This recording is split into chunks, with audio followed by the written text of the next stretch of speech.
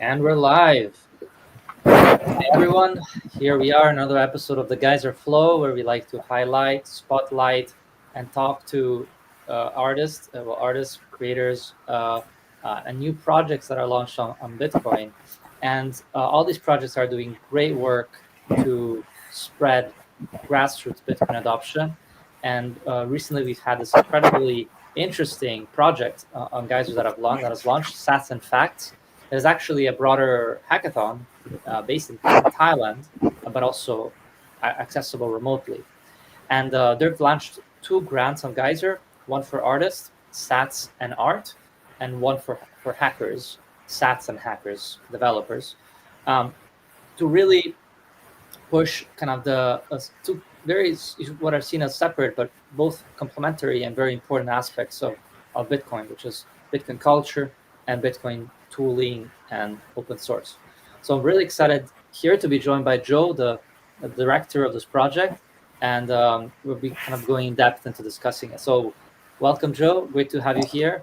Thank you so much for joining us. Hi, Mick. It's my pleasure to be here with you. Ready to answer any question. Some of the questions you might have, I know might have the answer, but let's go get it. Let's do it. So thank you so much again, and let's get started with the basics. How did your project come about? And actually, maybe first of all, just tell us a little bit more about Sats'n'Facts, or maybe something that I've missed in terms of what is Sats'n'Facts and the 2 different grants that you've launched. So Sats'n'Facts is a series of Bitcoin events and Nostr events, basically where we're trying to push Bitcoin innovation, adoption, and development. We had this first installment here in Thailand, Chiang Mai, beautiful city up north. And it's a very specific question. As I mentioned before, I don't have all the answers yet. Today, Sats'n'Facts, it is what it is. In 1 year from now, it might be something completely different. But we're here to figure it out. And a little bit of the background of the idea behind Sats'n'Facts was to cater to the free and open source development community here in Asia.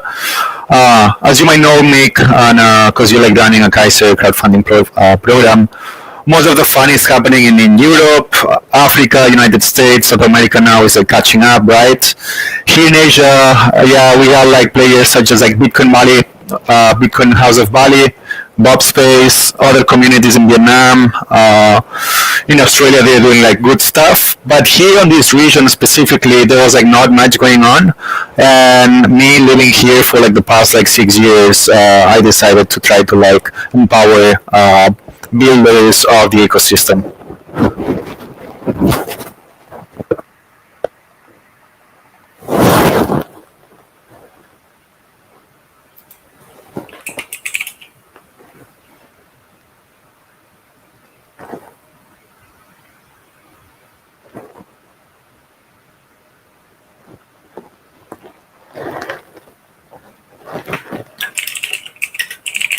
So I was on mute. But so tell me more about the problems you saw and that you're facing when it comes to the world of artists, culture, and the open source development. What are the problems you're seeing in the Bitcoin space that you're looking to solve? I think the main problem that every Bitcoiner is trying to solve is for other people to start using Bitcoin, right? I'm sure everyone here has family, friends, or colleagues that they don't use Bitcoin, and you as a Bitcoiner would like them to use the best asset on the world. And one of the main reasons is because of network effects, right? The more people use Bitcoin, the better off the network is gonna be, or at least that's the game theory behind it, yet to be tested. Trying to solve basically Bitcoin adoption, and I think adoption comes with the right tooling. Why? Because not everyone has the same profile. Some people have technical backgrounds. Some people come from art. Some people come from just retail. So every tool for every job, right? So one of the reasons of like Sats'n'Facts was to try to like steer the pot a little bit and see what was happening in terms of like development here in Asia, and see if like the tools that were like coming up had a place in the market of ideas and also like use cases when it comes to Bitcoin here within the region. Gotcha. So, but again, I want to probe a little bit more into strategy. But by the way, I'm still hearing a lot of movements. A lot of movements. I don't know if there's something. Okay, this is better. It's great. So, what are the exact problems that you're seeing with art and culture? Do you see that art is something? Why do you see art as something worth sort of investing time and energy in when it comes to Bitcoin and Nostr? And yeah, what's the problem you're seeing, and why are artists important? I don't see a specific problem when it comes to art in general. Actually, I see art as a solution. And when it comes to like speaking of solutions, I think people there are like different ways for people to get into Bitcoin, right? Myself was like through videos from like Andreas Antonopoulos, but as I said before, they're like the world is like really big. So coming from a place where I think Bitcoin education is like well needed, I don't believe there is like a place for influencers to take up all this like market share when it comes to like influencing people into like using XYZ. I believe there is like also room for like artists to inspire people, just like subjectively speaking, because like this is art, right? Like art is like all about how you feel, what makes you, or what tells you like that painting, that song, you name it. Like art is everything for me. So taking it from here, I just wanted to see what was happening when it comes to like art in the ecosystem. I'm not like an artist myself, but yeah, I think it could like potentially spark interest on like non-coiners yet today. And for the ones who are like already within the ecosystem, they're like already Bitcoiners, maybe they can find some sort of like inspiration on top of like what they already know, and maybe if they're like trying to like solve a problem, maybe like that can be a tool also to like navigate uncertainty. So art, yeah, completely subjective, but it's been here for us. Humans and art are like highly correlated, right? Since like the early days. So yeah, it cannot be like less with Bitcoin and development. Yeah, understood. That makes total sense. Cool. So tell us more about the grant then. Let's dive into the artist grant and look at where that is and what do we have now. So far we have, I think, 1, 2, 3, 4, 5 applicants, and how it works is through the community voting grant. You want to tell us a little bit about that? And also for like potential artists that still want to apply, I'm happy to. Right. Yeah. So we have like 2 grants going on. The first one is like indeed Sats'n'Art. Basically, what we're trying to do is, I would say it's like an excuse to give like visibility to like artists within like Bitcoin and Nostr, and try to like gamify a little bit of like an experience of what would be going to like the museum and just like liking art pieces in a way. But this has like much more depth. Why? Because like you're like not a museum. This is like the cyberspace. This is like the internet, right? And second of all, you can like actually support the artist directly. And what do we mean by like saying directly? Is by like you can zap the artist right away. Yes. No matter where you are, right? And that's like something that's groundbreaking in my opinion when it comes to like the traditional arts and like network effects and like who you know and how do you get like to expose my artwork to like this museum. There are like lots of gatekeepers within the art industry. So yeah, Sats'n'Art is just like, as I said before, a small excuse to like introduce like artists to like this beautiful world. And then when it comes to like the voting system, basically you can just like vote. We'll have like the links on the description, right, Mick? Yep. Exactly. Right. So actually present so that we can actually see it? So if the audience go to the links that are gonna be coming, you'll have the opportunity to like vote. One vote goes from like 1,000 to like 9,000 sets. Two votes would go from like 10,000 to like 100 sets, and three votes would go from 100 above. Like there is no limit if you want to like give more. That we will like consider like a donation. And yeah, it's just like, yeah, there's like a little bit of competition between artists, of course, just to make it fun, entertaining, and engaging. But yeah, I think like after like going to like different events, Bitcoin conferences, Bitcoin hubs, and whatnot, I think art must be all around us.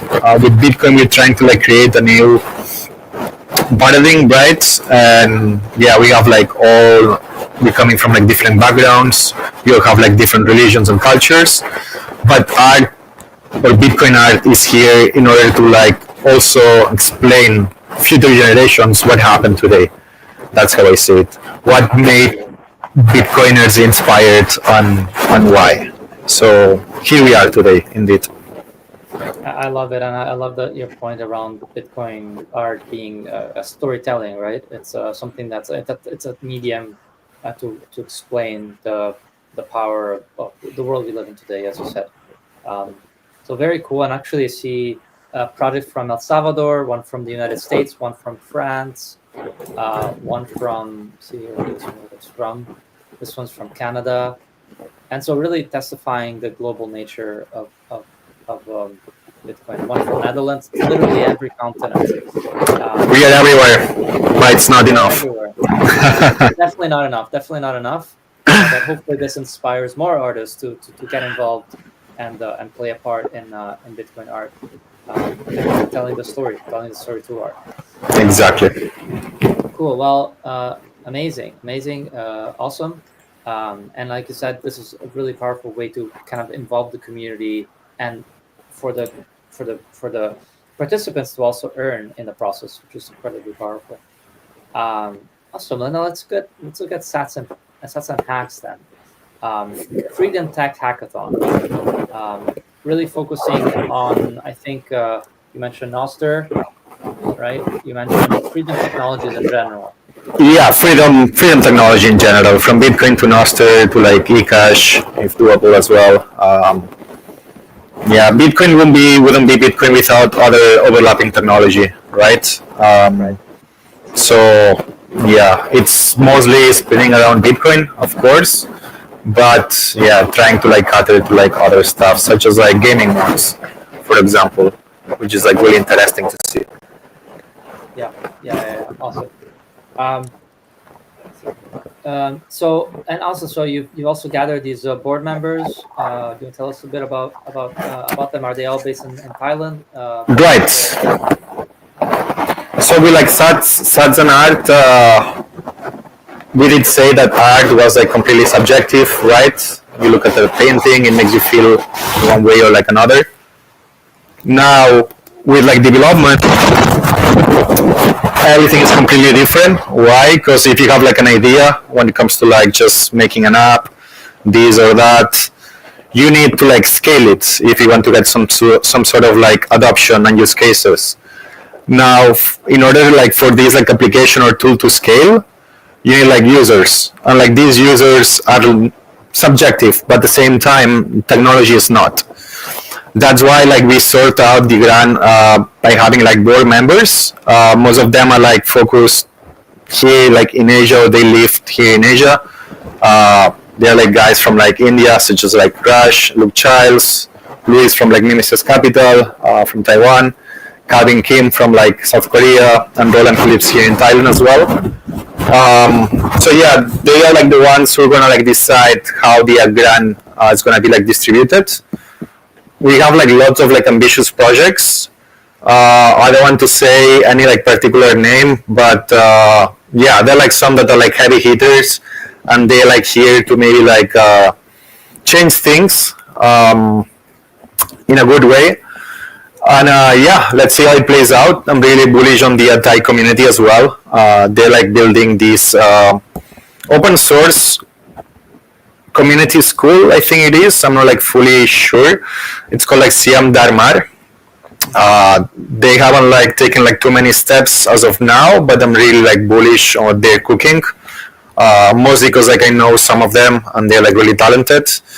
And yeah, things like Pleb QR, which is like a game changer in my opinion. But yeah, no favorites from my side. Oh, you're not a board member, so it's okay for you to have favorites. Yeah, yeah. Cool. And are these are these all the participants, or are there more that you are aware of that have yet to apply? Or So far, we only have like these ones. I mean, by only I say, yeah, we have like 8 right now. I'll forward the link to like a few other friends and like people I know that might find their fit into here. But otherwise, I think yeah, like this, all these projects are like really solid. And okay. yeah. And the hackathon is happening tomorrow. Yes. So I think now we have exactly 1 day and a half. So yeah, if you like building and you like listening this, you have your chance now to like list your project. There's gonna be like amazing jackpots, and on top of that, you're gonna get like yeah, the recognition of being one of the first Sats'n'Hacks project participants. So yeah, don't miss it. And so the grant amount is is this the grant that has 100,000 sats? 100,000 sats is for like the winner of like Sats'n'Art. That's the art. Okay, yeah, makes sense. Yeah. Which yeah, just like the cherry on top of the cake. Yeah. And this, I don't remember like the exact quantity right now. I think it was like, I don't want to say like the wrong number right now, but yeah. We can add it in here when you have it. We can add it. Yeah. Awesome. Well, this is amazing, man. This is super interesting, and you're gonna be in an actual physical location in Thailand where people are gonna be gathering to hack away, right? So we already did like the event itself. The event happened between like the 8th to 10th of February. Gotcha. And that's when we plan to actually host the hackathon itself, because yeah, I was like really naive and this was like my first time, so lots of things on the air. I thought it would be like best to like combine the event itself with the hackathon, and I thought people would have like enough time to hack, build, and do whatever within like 3 days. But after like speaking to like some people and like just trying to be like rational and understanding with the situation, we told ourselves that would be like best to push it for like 1 month and also like make it remotely. So for like everyone who's building something cool, like they're like not in Thailand, they would have like also a chance to like participate. Got it. And how are you going to be doing the actual evaluation? You're just gonna look at the tool. Are they gonna be applying with a post? Are you gonna be doing a call? How are you gonna be doing the actual evaluations? So the board members are gonna like signal according to like their criteria. We have like some guidelines for them to like judge accordingly, so everyone has like the same ruler. And yeah, basically once we have like the results, we're gonna like just like pass it to Kaiser team, and from here we're gonna like announce the winners. Fantastic. Winners are gonna be announced on the 8th of March, if I'm not mistaken. Yeah. Fantastic. Wow, very cool, man, and very cool. And you've done some of this before. You've done the hacker spaces. So I'm curious to understand your perspective as how important are grants and these types of events to fuel new ideas. Yeah, basically with like Sats'n'Facts, especially when it comes to like this hackathon, new ideas are what we're looking for. Something fresh, something new. We are trying to close the loop between like people who are like just starting on like an open source and they're doing like the first like contributions, from people who are like ready to like ship a product, where we have like investors also like looking at these projects, and if they are valid under their eyes, they will be like willing to fund them, of course. So yeah, I think this series of events, I'm not sure how it's gonna play out in the future, but with like this one, I'm like really certain it's gonna be a way for like people who who are expecting to have like their big time when it comes to like development to just like have it. And thank you, Kaiser, for giving us like this opportunity because like yeah, funding has been a problem when it comes to like visibility as well a little bit. So projects like Kaiser where like things can be like crowd funded and you guys have like a big screen when it comes to like visibility have been like really helpful. So yeah, good job, man, and appreciate it. And, exactly. I mean, good job to you for creating this great idea. Guys are, takes a local idea and brings it kind of more to the broader community. But we've just getting started. We sent out, this information to all the relevant projects. Next up, we're going to be sending it again, blasting on Twitter as these grants go live. And I think when it comes to the artists and the community involvement, that could be really, really, really interesting. So in terms of like snapping out of the grant discussion, I'm kind of curious your thoughts. We talked about grassroots adoption before, right? Mm-hmm. So why are you interested in grassroots adoption? And why? Go. So, I think it's everything. Grassroots adoption. I come from skateboarding. It's like one of my hobbies. And I don't know. I think like bonding with your people who you like look up to, your like idols, your heroes, people who like motivate you. It's like really inspiring in general. So it's something I like drink off from like skateboarding, and I see it with like Bitcoin as well. If you go to like any like local meetup, you'll see people from like all sort of like different backgrounds, from like senior devs to like investors to like just plebs, first comers. So I think these interactions are what making like Bitcoin pure on that regard. Why? Because there is like not a unidirectional message from like anyone here. Everyone is like interacting on their own terms. Everyone is learning, and everything is like transparent. So yeah, I think grassroots for the win anytime. On top of that, when it comes to like building products and just when it comes to adoption, you need some sort of like social gravity, if that makes sense to you. And that gravity for me are like communities and like grassroots movements. Awesome. Yeah, I love all that, and it's what's incredible is that, like you said, you have artists, you have developers, and they're in separate universes, but actually they feed each other, they inspire each other, and you only have this in a highly diverse grassroots environment, right? You have it. It's like a forest full of different types of trees, and you don't get that at the top down level, right? Exactly. Only at the grassroots level. So that's beautifully said. Let me see here. What else did I have here? In terms of like doing what you're doing with creating the grants, creating these hackathons.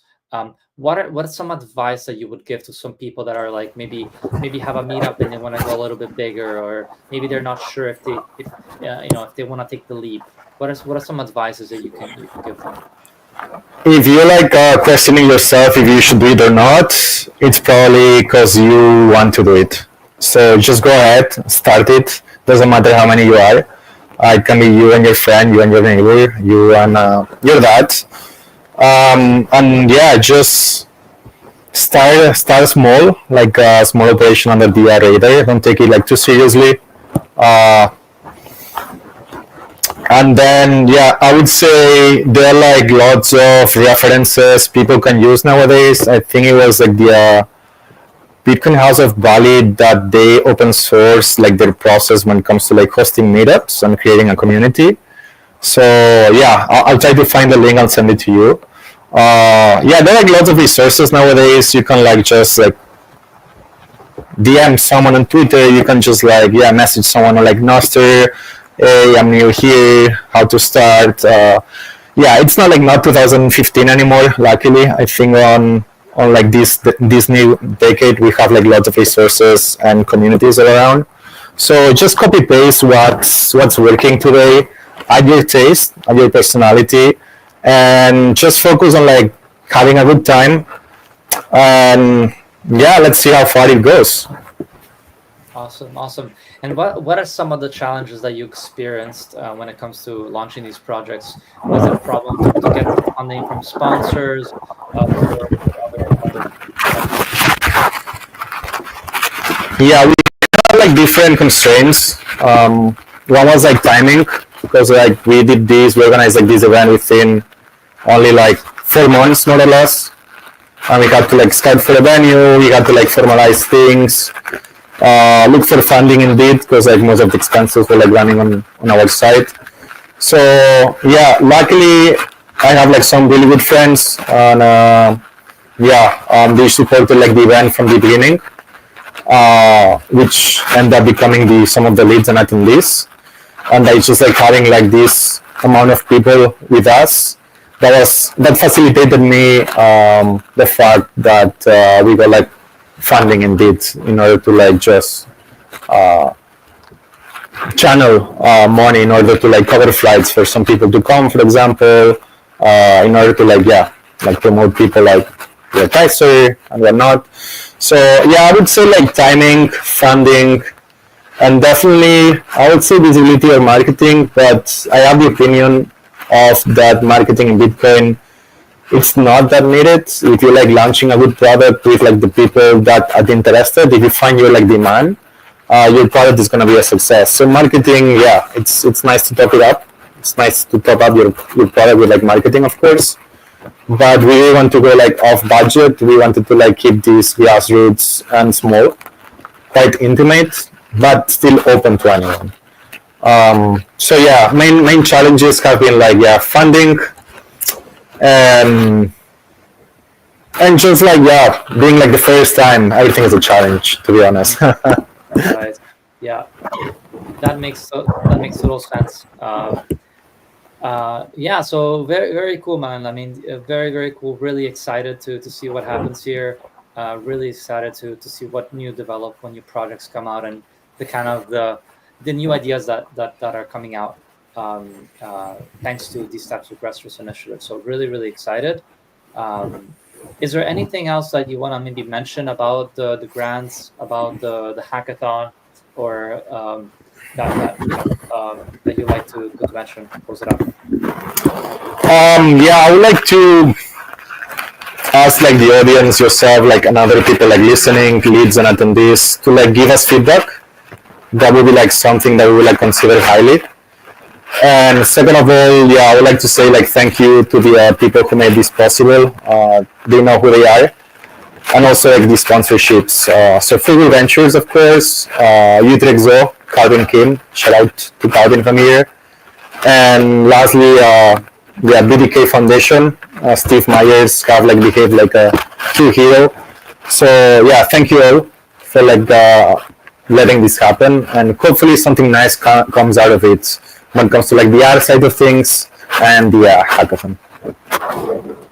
I'm sure it will. I'm sure it will. I'm really excited to see what comes out of it, and how it also infuses with new ideas that are happening all the time on Bitcoin and Nostr. You know, we need to keep up the momentum. The momentum, indeed. Yeah. Yeah. There has been a bit of a slowdown, I think, in terms of a lot of the Lightning development. A lot has happened with Nostr. Definitely the last 2 years, but even in Nostr, I think I felt like a bit of a slowdown. So I'm curious to see what's really next in terms of like big narrative changes in Bitcoin. Perhaps ARC might be an interesting development coming up soon. Interesting to see what will happen there.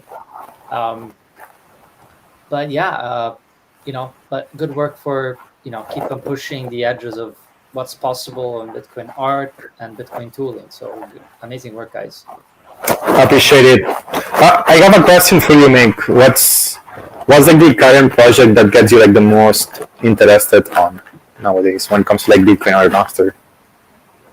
Yeah, it's a really good question. I think what I am at the moment really excited by is, but there's two elements that I'm excited. Mm-hmm. One thing I'm really excited by the grassroots adoption. Well, actually, the grassroots adoption is all of it, really. That's the key. But one aspect of the grassroots adoption are circular economies that are happening. I think that is very underappreciated and undervalued. I think rather than talking about the Bitcoin strategic reserve and governments buying Bitcoin and all that stuff, what really excites me is like these places where you can go and you spend your Bitcoin. It's in there, there's like 60 projects on Geyser that are basically these Bitcoin circular economy centers where you go there, you buy a coffee, you get to learn about Bitcoin through education and courses. They go around and they orange pill people around their city. It's happening. It's happening. It's real. Berlin is a really good example in El Salvador that I went to see. El Mhm. Zonte, of course. But that is incredibly powerful. That is incredibly powerful. And the reason why it's powerful is that it's a model that can be replicated and that has virtuous loops integrated in it, and that if you experience that going around places and spending with Bitcoin, you kind of realize that's how Bitcoin adoption was meant to happen in the first place.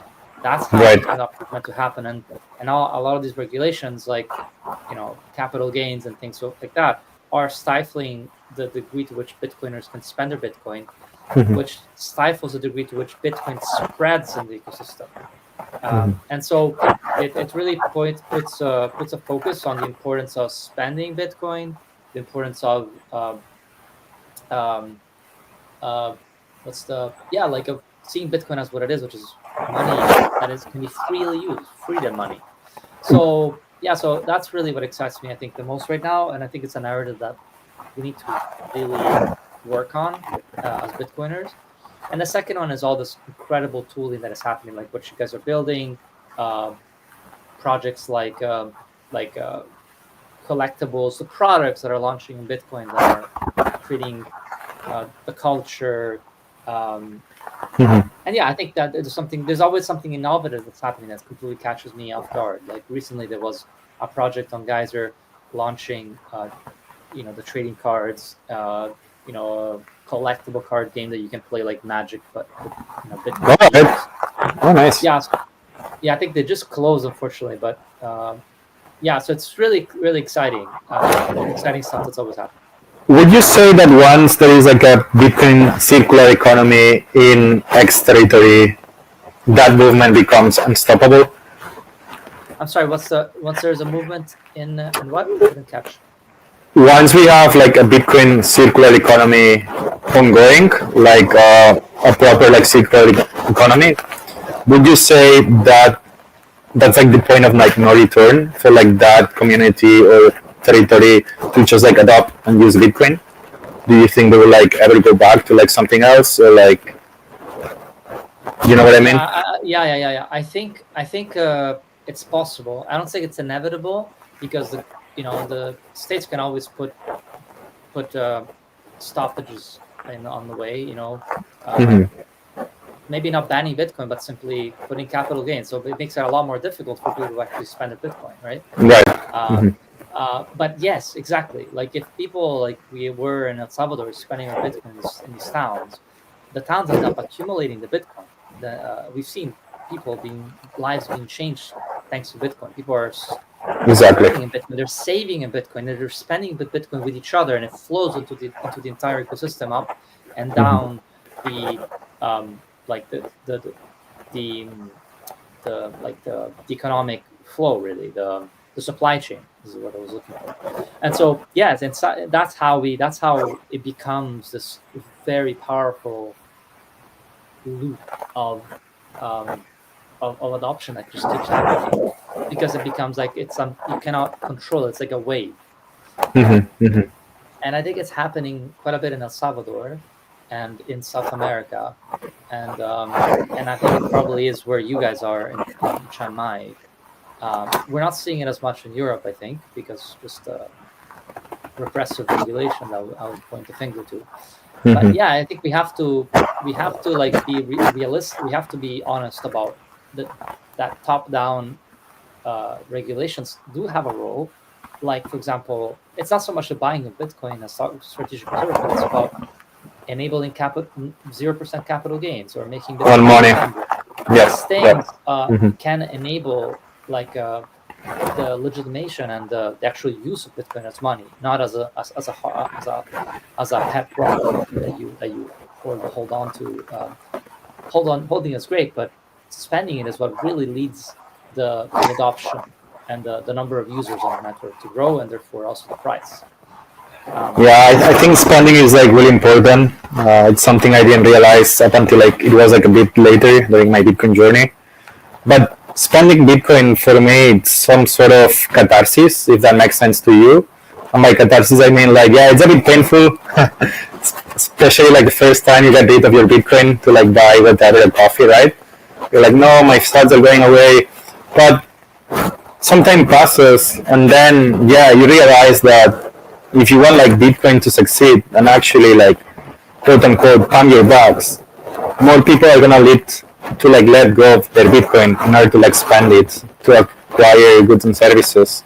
So yeah, short, medium, long term, I don't know. That pain is gonna like come back in like another shape, probably in some sort of like retribution to your soul or something better. I don't know.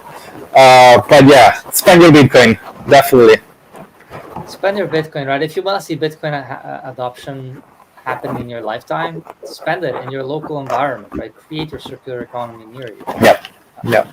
So well, exactly what you guys are doing. But look, we've spoken quite a lot. I don't want to take any much more of your time, but if you want to just say last, some people to where you usually operate and things that they can do to support your cause. Yeah, thank you, Nick, for like your time, and thanks to like Kaiser team. I think you guys are doing like a great job. So yeah, don't stop it. And yeah, people can find me on like Nostr under like Sats'N'Facts. I want like mention like the Xpop, of course, like on Twitter. Yeah, at Sats'N'Facts. On this case is like and with like AND, Sats'N'Facts. And yeah, and that's it. We're like not on any other platforms or protocols as of today. Amazing. Guys, thank you so much again. It's been a true pleasure. I wish you the luck, good luck for the grants, and let's keep us up to date with the developments. We'll do another one soon. All right, sounds good. Until the next time. Till next time. Thank you.